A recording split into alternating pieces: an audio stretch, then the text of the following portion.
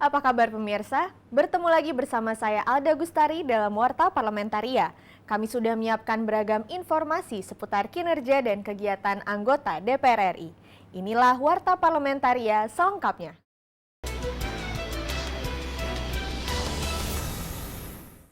Komisi 11 DPR RI mendukung rencana pemerintah dalam rangka pemulihan ekonomi nasional di era new normal pandemi COVID-19.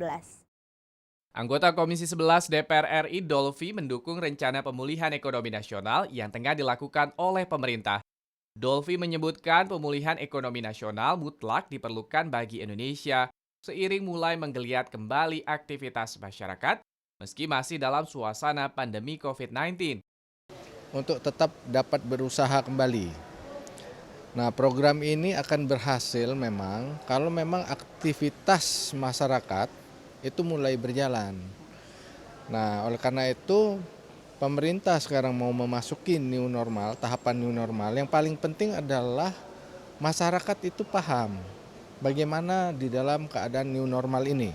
Protokol di pasar. Dolfi menambahkan kunci pemulihan ekonomi nasional adalah aktivitas sosial ekonomi masyarakat yang bergerak dan bangkit kembali.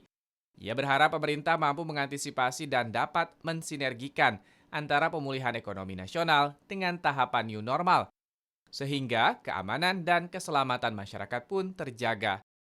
Kunci daripada pemulihan ekonomi nasional ini adalah aktivitas sosial ekonomi masyarakat bergerak lagi.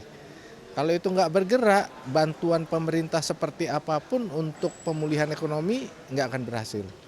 Sekarang pemerintah sedang fokus untuk membantu di dalam hal restrukturisasi kredit.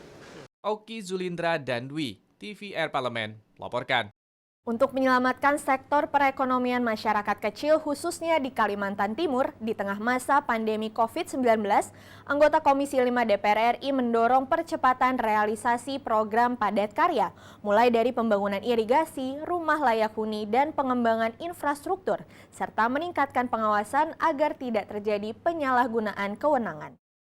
Anggota Komisi 5 DPR RI mendorong percepatan realisasi program padat karya, mulai dari pembangunan irigasi, rumah layak huni, dan pengembangan infrastruktur, serta meningkatkan pengawasan agar tidak terjadi penyalahgunaan kewenangan. Ditemui di Gedung Nusantara DPR RI Jakarta, anggota Komisi 5 DPR RI Irwan komitmen membantu masyarakat di tengah situasi pandemi yang berdampak pada perekonomian.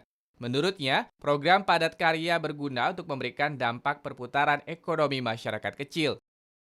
Saya jelaskan bahwa saya dalam rapat bersama Menteri PUPR tentu mendorong percepatan ya realisasi program padat karya di Kaltim. Kebetulan ada beberapa program padat karya di sana ya terkait irigasi, kemudian rumah layak huni, serta PISAU ya. PISAU itu pengembangan infrastruktur sosial ekonomi wilayah. Irwan menambahkan, program padat karya yang dikelola langsung secara swadaya oleh masyarakat akan membuka lapangan kerja baru, serta meningkatkan penghasilan masyarakat kecil, khususnya para petani. Dampak COVID-19 ini kan semuanya itu kan melambat. Yang terdampak paling itu kan masyarakat kecil ya, menengah ke bawah. Dengan adanya program-program ini, para petani mereka dapat upah ya dari program padat karya itu irigasi, tapi di sisi lain mereka dapatkan ya infrastruktur irigasi mereka, begitupun rumah layak huni. Hilman Hidayat dan Arif, TVR Parlemen, melaporkan. Penundaan penyelenggaraan Pilkada Serentak 2020 telah memiliki payung hukum menyusul disepakatinya Perpu nomor 2 tahun 2020 oleh seluruh fraksi untuk dibawa ke paripurna. Anggota Komisi 2 DPR RI Aminur Rahman menjelaskan, Perpu nomor 2 tahun 2020 merupakan pertimbangan dari Komisi 2 DPR RI, Mendagri, KPU, serta seluruh stakeholder mengingat kondisi Indonesia di masa pandemi COVID-19 yang tidak kondusif untuk melaksanakan pilkada. Bencana non-alam COVID-19 yang secara menyeluruh seluruh dunia termasuk Indonesia ini terdampak itu. Sehingga tidak memungkinkan penyelenggaraan itu tetap pada pada bulan September. Ya. Atas dasar itu pemerintah bersama Komisi 2 KPU selaku penyelenggara Bawaslu dan DKPP melakukan satu pertimbangan untuk melakukan penundaan itu. Anggota Komisi 2 DPR RI Gus Pardi Gaus menyatakan Perpu dipilih untuk mempersingkat waktu dalam pembahasan aturan penyelenggaraan pilkada. Malah Indonesia adalah merupakan negara terakhir yang melaksanakan pemilu itu. Oleh karena dasar-dasar itulah kami menyetujui, menyepakati untuk penundaan itu dilakukan di bulan Desember. Alda dan Dwi, TVR Parlemen melaporkan. Jangan kemana-mana pemirsa, karena kami masih memiliki banyak informasi lain dalam Warta Parlamentaria. Di antaranya datang dari Komisi 11 yang mendorong peran BI dalam pemulihan ekonomi nasional. Setelah jeda berikut.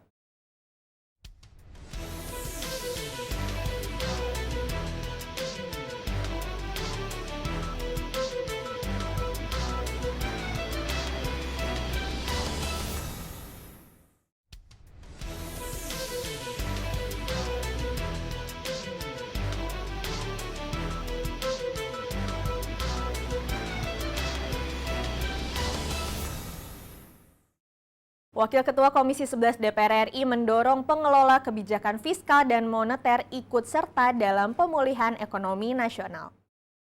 Amir Uskara juga meminta Bank Indonesia dapat lebih bijak dalam melaksanakan seluruh programnya, mengingat kondisi saat ini yang tidak berjalan normal. Yang ada ini adalah kondisi yang tidak normal. BI tentu tidak boleh juga melakukan proses atau program dalam posisi yang normal. Artinya kalau misalnya sekarang ini BI mau memberikan pinjaman kepada pemerintah dengan suku bunga sesuai dengan biaya operasional BI pada posisi 4,7%, saya kira ini terlalu membebani pemerintah. Amir Uskara menyampaikan DPR RI akan terus mengawasi progres realisasi anggaran yang dialokasikan pemerintah untuk penanganan COVID-19, termasuk pemulihan ekonomi nasional. Amir berharap penerimaan negara dalam bentuk utang, pajak, dan penerimaan negara bukan pajak atau PNBP dapat sesuai dengan aturan yang berlaku.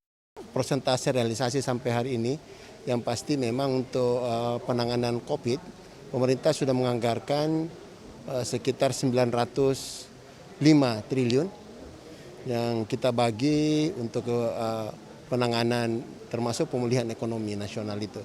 Tapi kalau untuk progres, kita belum dapat laporan dari pemerintah. Tim Liputan TVR Parlemen melaporkan.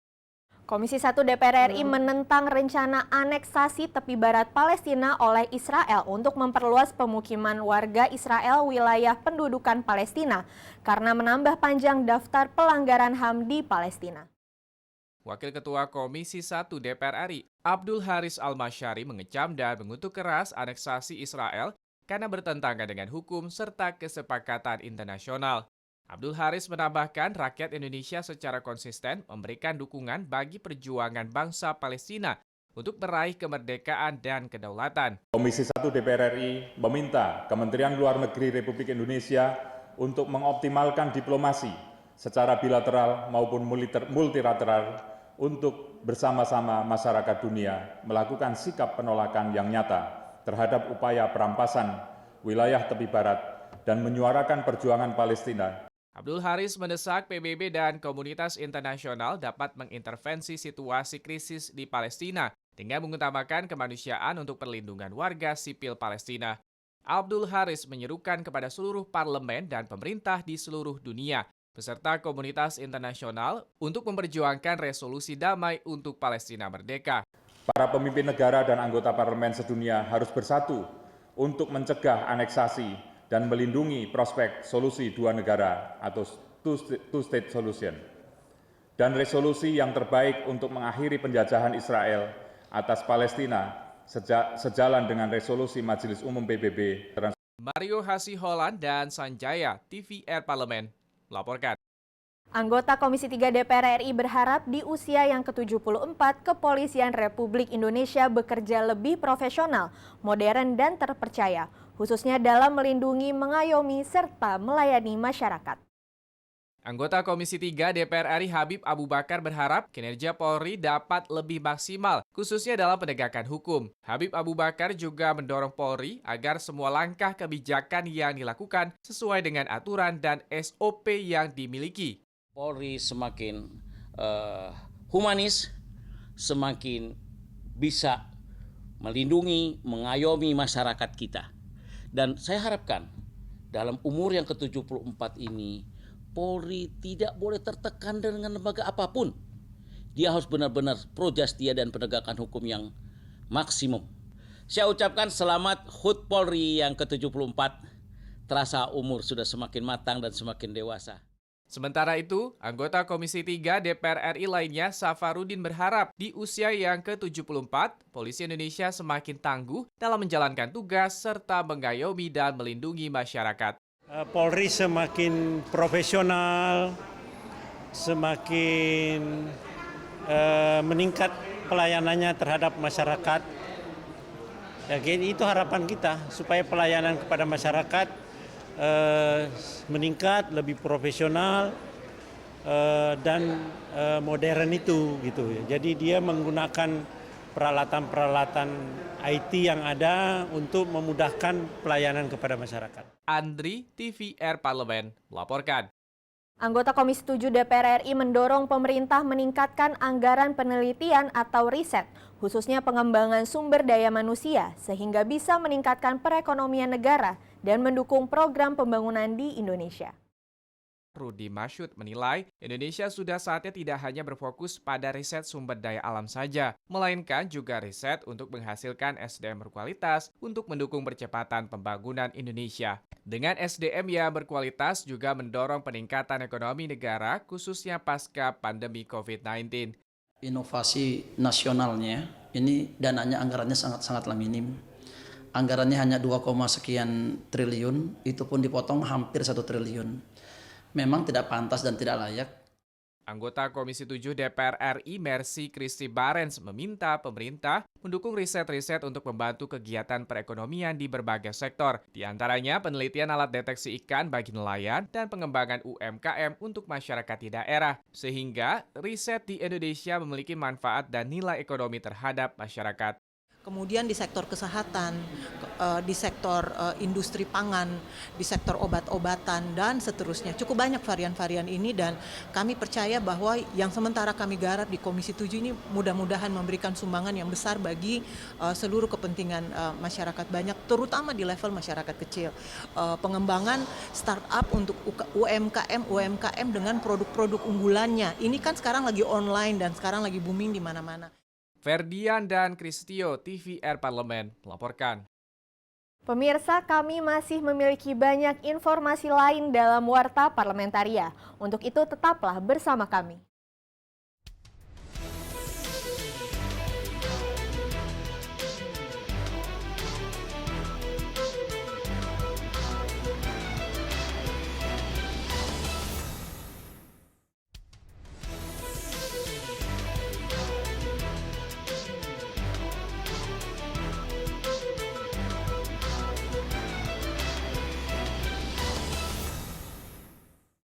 Anggota DPR RI meminta pemerintah melakukan langkah mengatasi semakin melemahnya sektor ekonomi akibat pandemi COVID-19.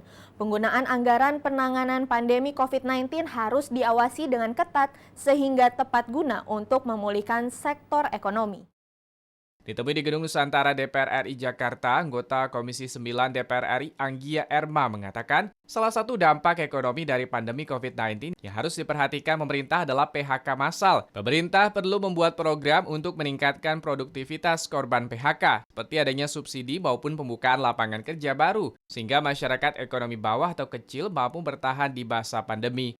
Tenaga kerja yang nganggur gitu ya, yang dirumahkan itu menjadi tantangan tersendiri. Harus ada strategi atau inovasi yang terbaru dari negara, dari pemerintah untuk bisa menjamin mereka tetap produktif. Sementara itu, anggota Komisi 5 DPR RI Irwan menduga pertumbuhan ekonomi Indonesia tahun 2020 dan 2021 berada di bawah 2% jika defisit dan hutang tidak bisa dikendalikan. Pemerintah disarankan kembali mengevaluasi belanja negara. Anggaran penanganan pandemi COVID-19 harus diawasi dengan ketat agar benar-benar bermanfaat untuk memulihkan perekonomian nasional. Kemudian pengelolaan anggaran yang luas, termasuk kebijakan-kebijakan fiskal dan lain-lainnya, ya harus carilah penyelesaian termasuk dampak dari COVID-19 ini. Hilman dan Arif, TVR Parlemen melaporkan. Komisi 6 DPR RI meminta pemerintah memasukkan cost of fund atau biaya dana dalam pencairan utang pembayaran subsidi ke PT Pertamina untuk menciptakan iklim usaha yang sehat dan adil dan mencegah keterlambatan pembayaran utang. Wakil Ketua Komisi 6 DPR RI Arya Bima mengatakan pencairan hutang pemerintah ke Pertamina sebesar 45 triliun rupiah berupa kompensasi selisih harga jual eceran BBM bersubsidi dan khusus penugasan, namun belum termasuk cost of fund. Kementerian terkait bersama Pertamina disarankan melakukan kajian mendalam terhadap data subsidi, perhitungan angka subsidi, dan mekanisme pembayaran tepat waktu dan akuntabel. Pencairan dana ini akan digunakan berbagai aksi korporasi yang ada. Kita pun menekankan bagaimana hal-hal yang terkait dengan target Pertamina, apalagi setelah ada restrukturisasi yang saat ini dilakukan dengan penempatan beberapa personel baru. Sementara itu, anggota Komisi 6 DPR RI Herman Hairon menilai catatan piutang dalam laporan keuangan berdampak pada likuiditas perusahaan. Untuk itu, pemerintah diminta segera melunasi sisa pembayaran utang ke Pertamina agar tidak terakumulasi setiap tahun dan tidak mengganggu performa perusahaan.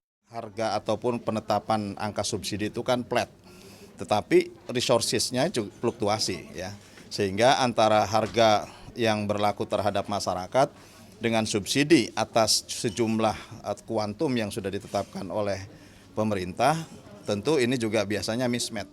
Ayu dan Ridwan, TVR Parlemen melaporkan. Demikianlah beragam informasi seputar aktivitas DPR RI yang sudah kami susun dalam Warta Parlamentaria. Saya Alda Gustari beserta kerabat kerja yang bertugas undur diri. Terima kasih atas perhatian Anda dan sampai jumpa.